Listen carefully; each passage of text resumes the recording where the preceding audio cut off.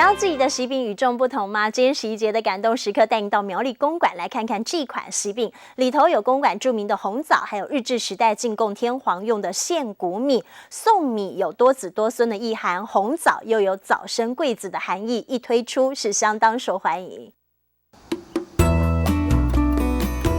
金黄稻穗结实累累，用公馆洁净的水源姐妹泉灌溉，稻米品质佳。这是日治时代用来献给天皇的白米，也是公馆乡引以为傲的现谷米。所以它的品质非常好，吃起来就非常的香，非常的 Q。我想稻米主要它是纯，自然就比较好吃。最近公馆乡农会跟农民用契作的方式种植，申请取得现谷米商标，再现现谷米的美味。这个现谷田里面生产的米，当然它的品质非常非常的好。那我们现在就特别用契作保证价格来收购标准化的施肥用药，所以它是100%纯的现谷米，纯的这个台梗9号。现谷米有特色，但要怎么样让大家更爱它呢？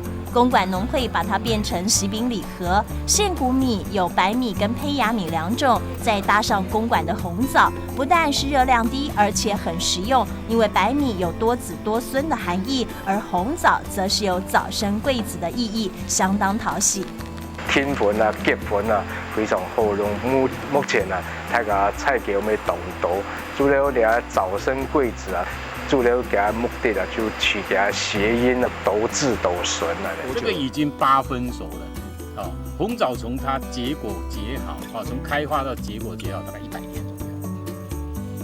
红枣含有丰富的维生素 C， 农民从栽种开始就很花功夫，不撒除草剂，合理施肥，安全用药。公馆农会也严格为消费者安全把关。我们申请了产地团体商标，那另外呢，我们也契作标准化的施肥用药。最重要的是100%不能使用这个农药，不能使用除草剂等等。那这个外观主要是因为我们在苗栗，那也属于客家以前的一个比较古朴哈，就是客家以前我们在这个厨房里面，我们都可以看到这个厨子哈。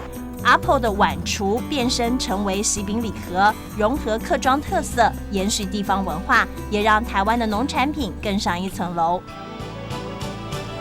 姐妹泉如心意潺潺，滋养现谷米，尊贵公馆乡。暑气中甜蜜滋味飘散，红枣子是给客庄祝福满意的感动时刻。